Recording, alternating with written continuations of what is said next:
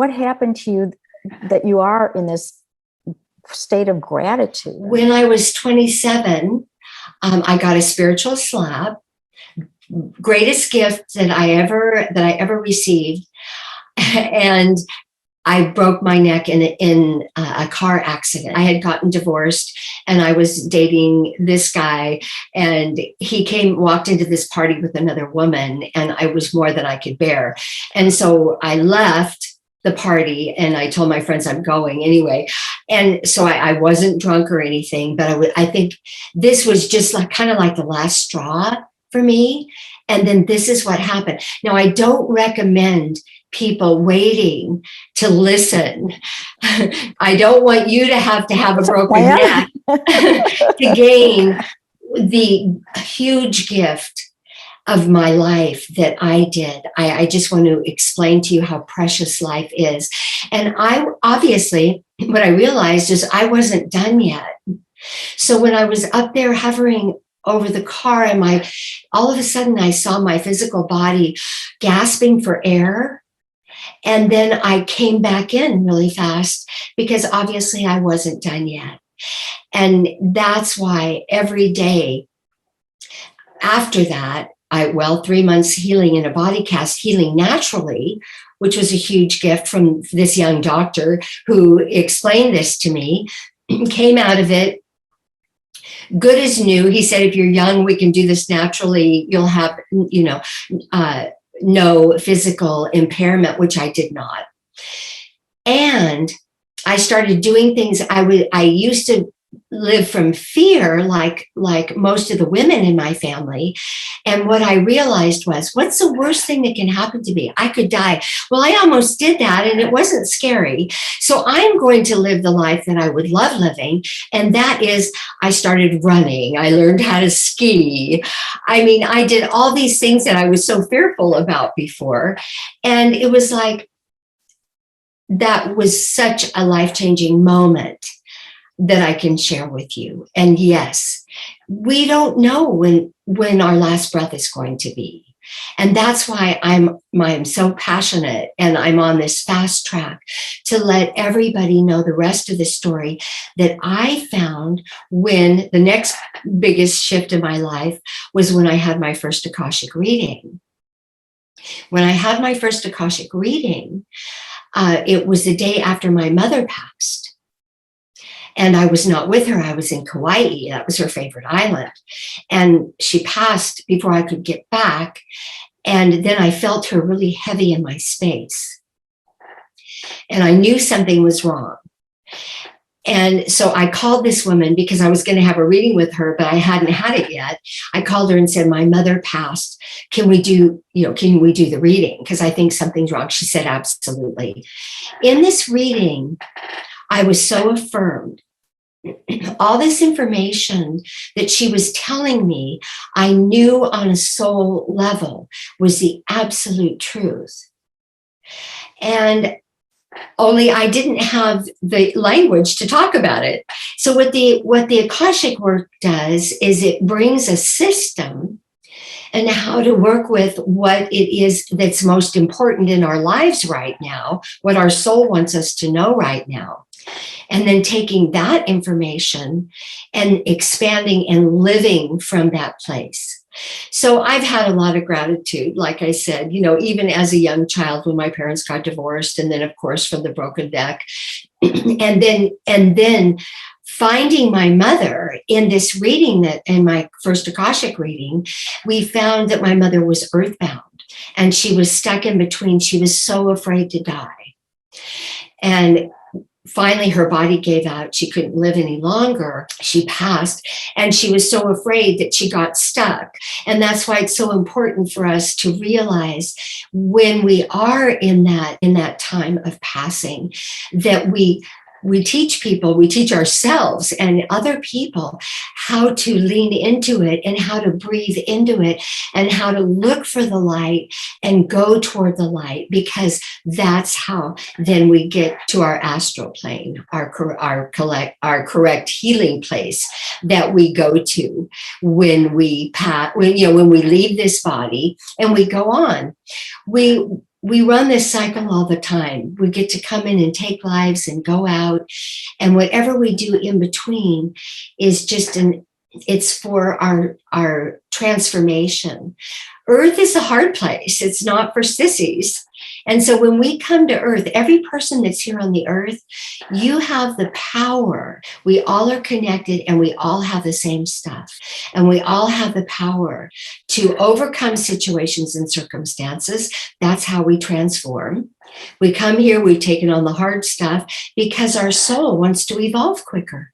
So it's not for nothing, it's for something. Well, absolutely. And one of the things that I thought that you touched upon is about how when your mother, you knew her soul was kind of tied to the earth and to let her go. And it was very interesting you said that, because when my father was dying, I was with him when he took his last breath. And one of the things that was very important was that we told him that mom's going to be okay. So there is a way to help people pass. And that is explaining to them that we let them go in love and light. And we know that they're going to go to the creator source, and they're going to heal. And then they're going to have, that needed time in between, the life in between lives, which is the astral planes. Astral plane? I'm not clear on what that is. What is an astral plane? Well, there's different levels of astral planes in the other dimension, in the non-physical. And they go up and up and up, and there's probably lots and lots of them. As the higher up in the astral plane is where the more healing that takes place.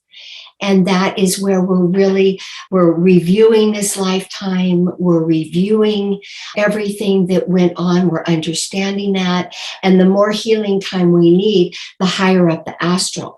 And so then when we do healing and we do our work, in the non-physical, which we all do, we have specialties. We go to soul college, we have the primary realm and the secondary archangel realms where we specialize in these different things in the astrals. And then as we start coming down in the lower astrals, that's where we watch movies and we get to pick from like 3 different lifetimes that we actually pick how we're going to come in and what we're going to work on. And those are in the lower astrals. And then when we're making agreements and contracts with other souls that are going to come in with us, that's what's called the Diva chant. Well, I'll tell you, if I had known this in advance, I wish I would have remembered some of the contracts I made there. I mean, frankly, I'd go back and redo a couple of these. Totally. I get it. We have a chance to get rid of our human garbage. And we have many ways to do it. And gratitude opens the door, and ways to tap into things through experts like you that tap into other areas, dimensions that not all of us have that capacity to do so. The biggest thing of all, and you had told me this, and I thought it was very interesting, is that you really want people just to live their best lives. And I thought that was just so really powerful, because you're so sincere about it. That to me is just, what bigger gift can you give somebody? And it's just a conscious awareness to why is it like this? I always want to know. Part of my soul group is wanting to find out, there's got to be a better way. There's got to be more to this story, which is what I found with my Akashic work, which brought all the exploring that I did up until that. It was about 21 years ago. And before that, I was searching, exploring, I was putting together, taking psychic classes, and everything that helps me to be here today. However, there was like missing pieces, and I couldn't truly understand the scope as when I began this work. And that's why it's so precious to me. And that's why I love to do readings and clearings for people. So just quickly speaking about the chakras, we have the 3 lower chakras, which those are the physical chakras that connect us to Gaia, the Mother Earth. And then we have the 3 upper chakras, which those are the spiritual chakras, and that connects us to the creator source and all that is. And then in the heart space, we have the balancer. And the heart is that beautiful love energy, that high frequency on the map of consciousness that's 500 and above. And we all aspire to the divine love, like the Dalai Lama, the Mother Teresa, not the caretaking love, but the divine. And that, when we hold that in our heart space and show deep gratitude for our gift of life and forgiveness, because everyone's always doing the best that they can with what they have at every given moment, coming back to the heart.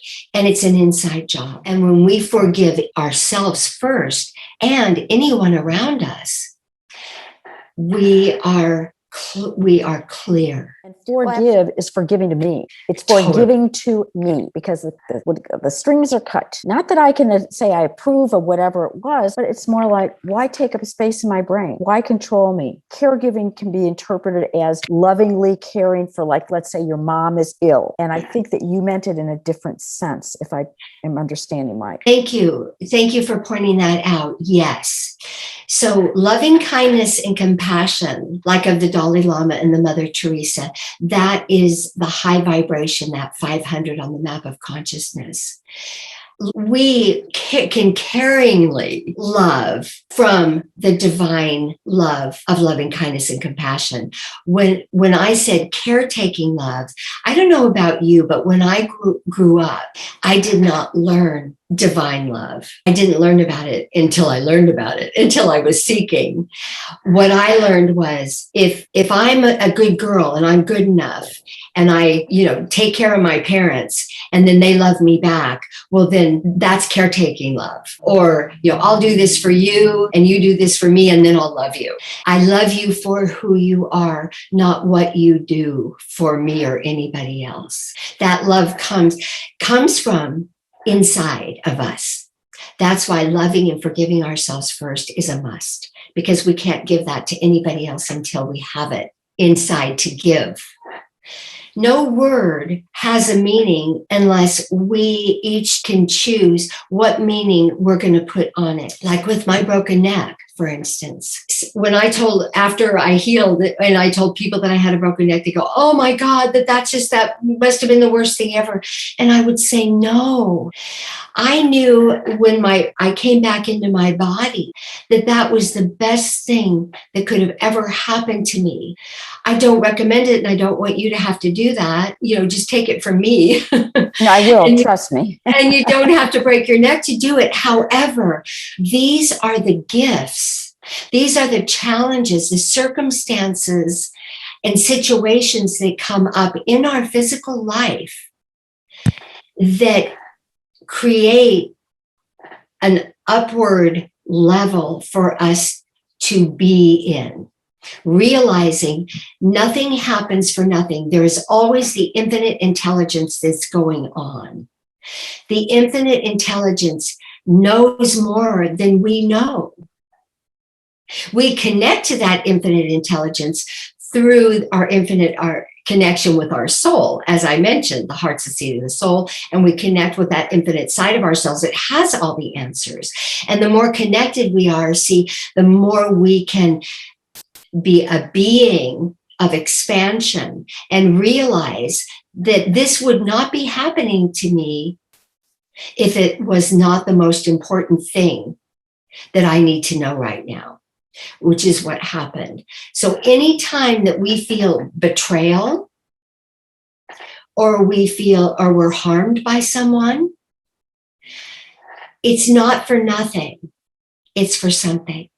And when we can come from our hearts and realize that there's another level, this is part of the rest of the story, understanding that there's the infinite intelligence that's always at work, and that we can decide what label we put on, that we can decide, okay, this may look like the worst thing that could have ever happened to me. However, the infinite intelligence is telling me that this is probably exactly what my soul needed to know right now.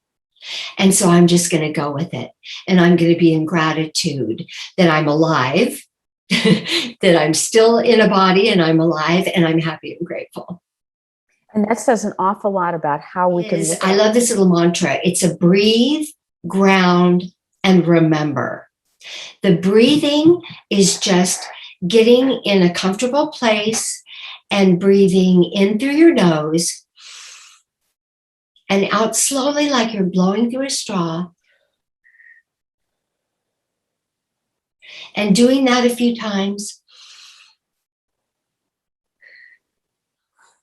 Then when you breathe in, I want you to send that energy down through your thighs, past your knees, into your calves, and into the bottom of your feet. So we have the breathing. And then here, when you send that breath all the way down into the bottom of your feet, you can feel your feet tingle on the floor. And that's Gaia, the Mother Earth. We are always connected to the earth. We might forget sometimes. However, this is part of the remembering. So we are souls and we are connected to all that is in Gaia, the Mother Earth. We have a solid foundation. And then we come back up breathing into the heart space and open up our hearts, our loving hearts.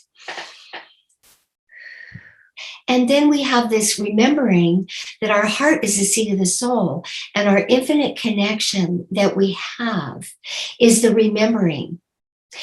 You are all luminous light beings with all the power that is in the universe to be this powerful being that you are here today. You always have this, and that's the remembering. Remembering we're connected to Gaia, Mother Earth, remembering the powerful being, light being that we are always, and then move into a being that remembers this every single day. And that the way we breathe, that slow breath and out like you're blowing through a straw, slows down our nervous system. Our nervous system in a physical body can sometimes run away with us. If we feel anxious or fearful, you can slow that down and stop on a dime.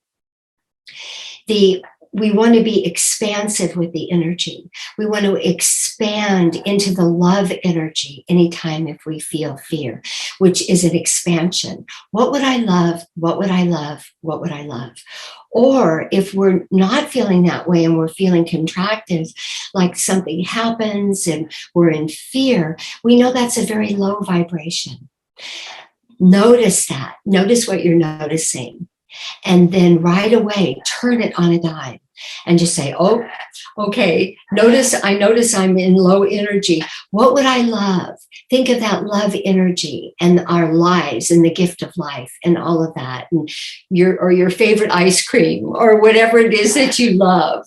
Because this is what we're here on the planet to do, is live and love in love and light, and to be expansive and to live the life, whatever you want in your life. Everybody has their own purpose, own unique purpose and gifts that you're bringing. And don't hold them in.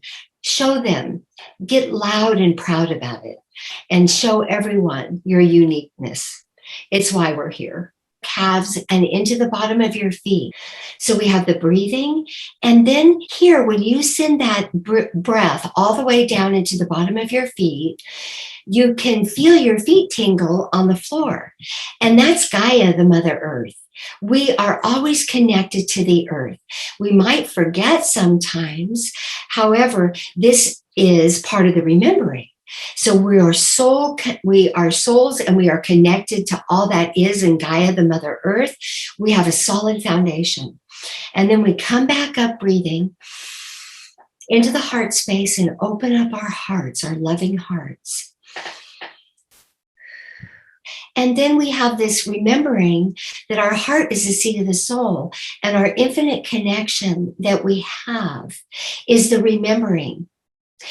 You are all luminous light beings with all the power that is in the universe to be this powerful being that you are here today.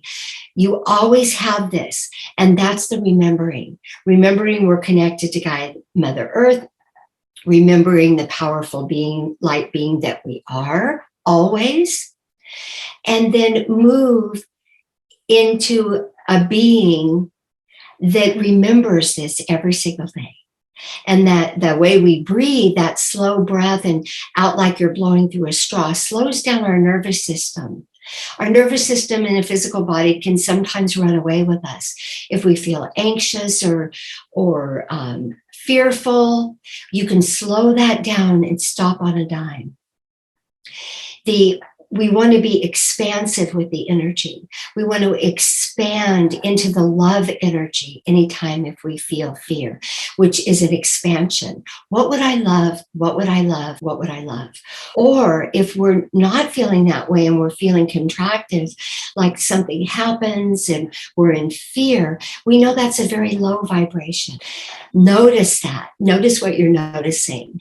And then right away, turn it on a dime and just say, oh, okay, I notice I'm in low energy. What would I love? Think of that love energy and our lives and the gift of life and all of that. And your favorite ice cream or whatever it is that you love. Because this is what we're here on the planet to do, is live and love in love and light, and to be expansive and to live the life, whatever you want in your life. Everybody has their own purpose, own unique purpose and gifts that you're bringing. And don't hold them in. Show them. Get loud and proud about it and show everyone your uniqueness. It's why we're here.